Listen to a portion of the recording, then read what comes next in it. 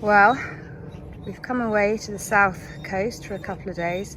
Come to see my sister and her family. Hi guys! It's been a bit of a low week for Knotty this week. He's middle week's always a bit bad, so he's a bit low. Really not enjoying this running at the moment, but he's still out there getting on with it, putting a brave face on. Hello. Here he comes. See, not enjoying it, but doing it. So wondering if the tiredness and kind of fatigue is just if the chemo is starting to have an accumulative effect. Possibly, who knows. So our run today is in Plumpton, and this is Plumpton College. It's the most beautiful building, and it's right on the South Downs, where my sister lives. Beautiful. So as a lot of people know, I spent my whole career in agriculture, and I went many years ago to Western Scotland Agricultural College in Auchincruive in Ayrshire. This was the mid-80s.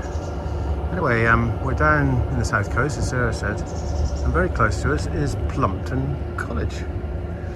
So anyway, we've had a bit of a jog round, jog being the operative word, Plumpton College. So I thought I'd just take some video shots of what's a very nice location. Oh, there's Sarah.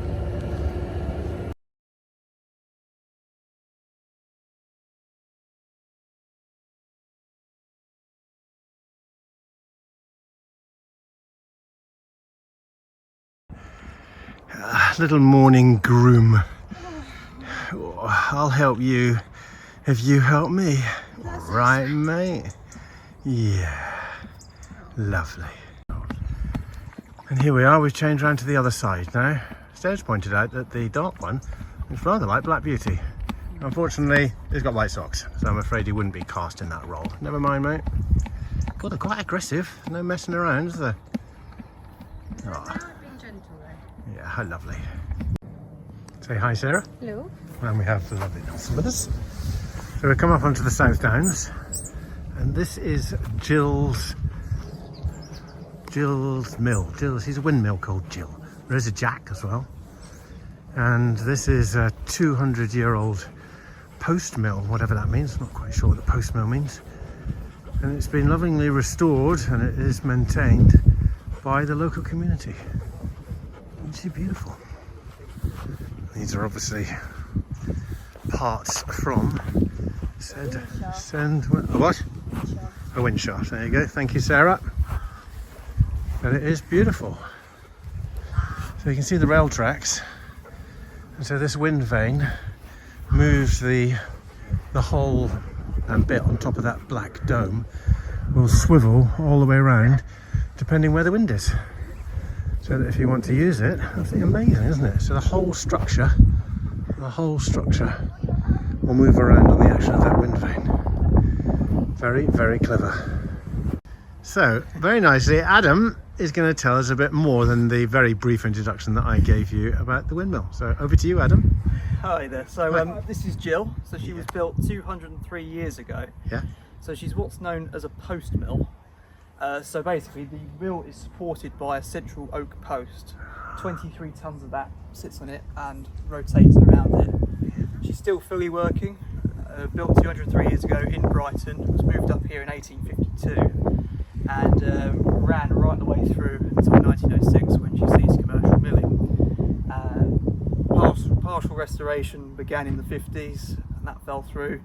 Then in the 1970s the mill was given to the council, and from then the society took over and basically restored the mill from a wreck.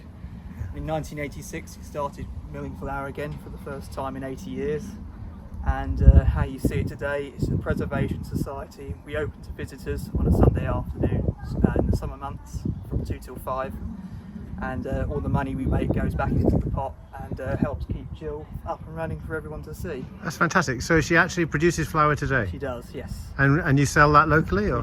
When we have it, it's just on site, so we produce about 1/2 ton a year just for fun. That's brilliant. And can you just explain a bit more, because obviously I can see the rail track and the brick, and obviously this is like a wind vane, but that doesn't look like enough that it would actually move it. So how does that work?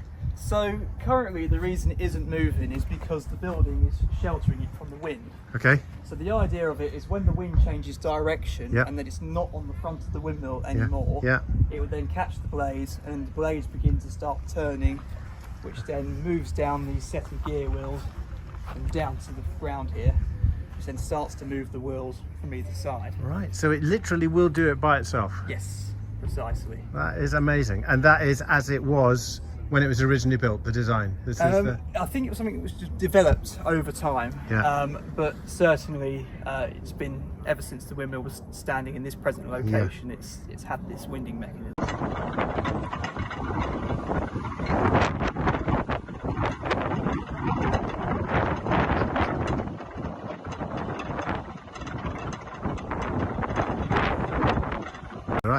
Right, even better news, Adam's invited me inside. So we're now going to venture up this very steep staircase. Sarah, I'll be back in a minute. You chill out.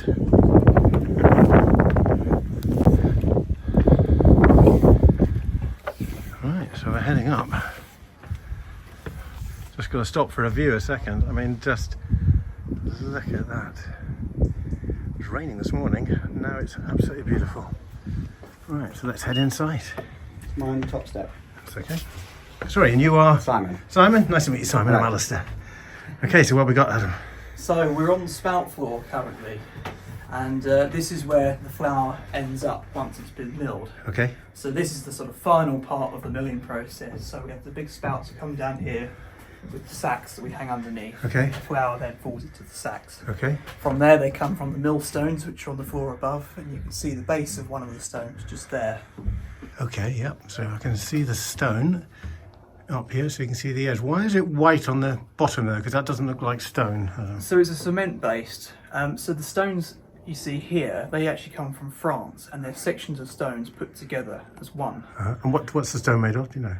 It's a quartz, I believe. Right. It's a French birthstone, so it's very tough. Yep. And they're much better for milling stronger wheats and other things. Gives you a much finer product. Brilliant. Once it's milled. And then if we move to the front, so this is the base of the Derbyshire gritstone.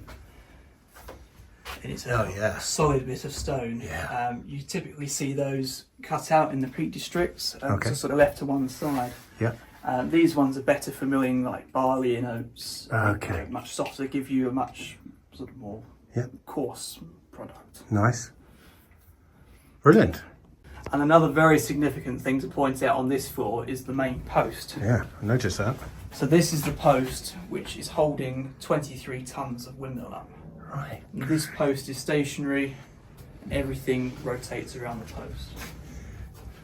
So actually the building we're in, this rotates as well? Yes. Yeah. Yeah, the whole floor rotates. So last Sunday, the view out this door was looking over Ditchling. Got it.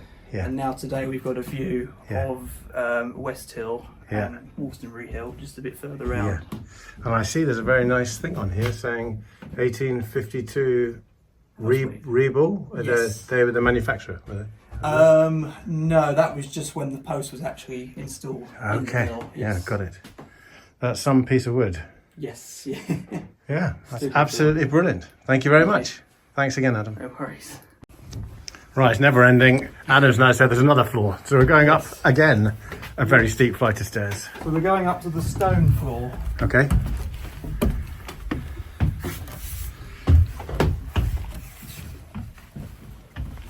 Okay, so we're now up and I see some very big wheels and gears going on here. What's happening here, Adam? So this is the stone floor. So this is where all the milling process takes place. Before it gets to this point, it's taken to the very top of the windmill first. Okay. On a sack hoist chain, which is driven by the main wind shaft, which of course is driven by the wind. So it's all kind of self machined. Engineers, yeah. Absolutely, Yeah. yes. And then from there it's poured into the large grain bins, which then feeds down into these hoppers here. Okay. And from these hoppers it then feeds down into the eye of the millstone. In the middle here. Yes. Okay, right. And where it's ground up, and then where we were on the floor below, Yeah. that's where the flour ends up. And so when it's ground, is it? There's only one stone. Two sets of stones. So are they contra-rotating, or how does it get in between the stones to grind it? So it falls into the eye of the stone. Yes. And then it's a centrifugal force which Yeah. pushes the grain through. Ah, And it's the grooves in the stones which then, as it's turning, Got cuts it. the grain. right, And brilliant. then once it ends up as flour, Yeah. what then happens is it gets taken back up again to the very top. Then it gets put through this hopper, Right. which then feeds down into this wire machine. Okay. And this was what separates the flour out into the different courses. Okay. Actually, if we just pan the camera around now, the sweeps have just started turning. Whoa, look So at the this. gear wheels are just beginning to move.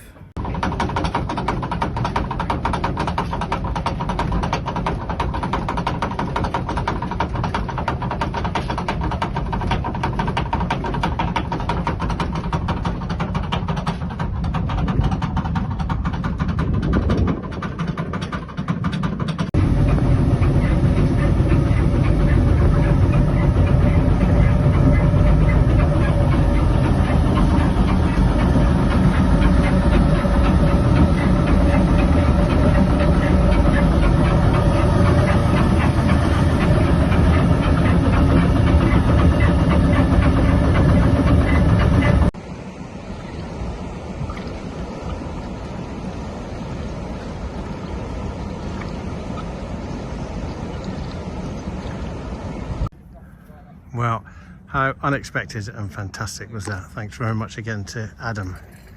So I thought I'd just give you a view of where we are on the top of the South Downs on this beautiful sunny afternoon.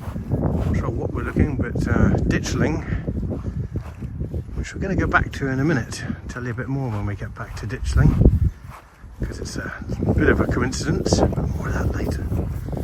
That is Ditchling down at the bottom.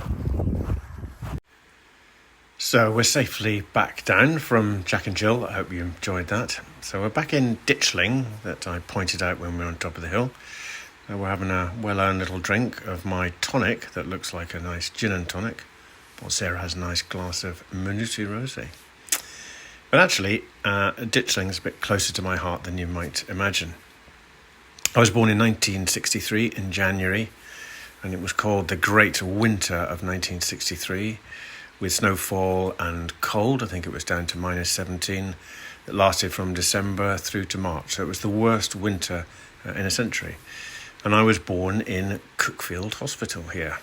It was rather intimidating, but that's where I was. And then, when I came out of hospital, we came back to Ditchling, and this was the house that I came back to as a child. And then this is where I was christened. In, as I said, the hard winter of '63. It's a really lovely village, Ditchling. Got to say, lovely pub called the Bull. I've not been in that one, but the Bull is very nice.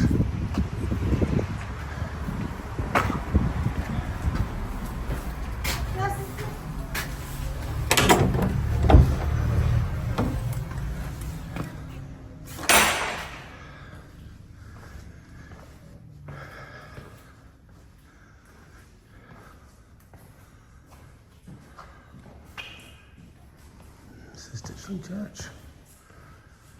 All those years ago. That's really rather sweet. And then when you come out here, It's gravestone. It's so old. I know. Well, I hope you can see in the sunlight. It's a little shade, but look at that old house. Goodness knows how old that is. It's amazing. Morning, everyone. A rather dismal Sunday morning after thunderstorms last night. But what I wanted to tell you was a little bit of an extra. I'm staying in Plumpton, but the Airbnb that we're staying at is called the Laines, Laines. And we're just heading here. Obviously we're not staying in the big house, but Airbnb is this lovely little place here. But the reason for saying is that we found out that the Laines at Plumpton was where Queen Camilla, or Camilla Parker Bowles, as many people will know her, was brought up as a child. And it is a beautiful property. I'm just going down the side here. Look at all these lovely vegetable patch gardens. That's looking back to our bedroom, which has a lovely door out to the gardens. And then if we head down here,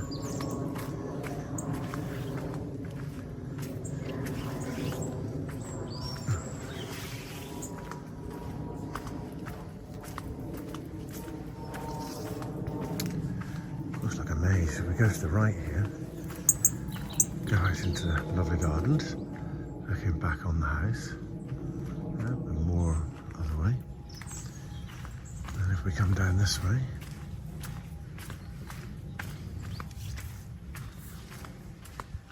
looking back to our lovely Airbnb. And just one last thing, if you are interested in royalty, etc., if you Google either Queen Camilla's childhood home or the Laines Plumpton, there's a very good article in there, I think it's the Daily Mail, did some years ago, about the history of the house and Queen Camilla.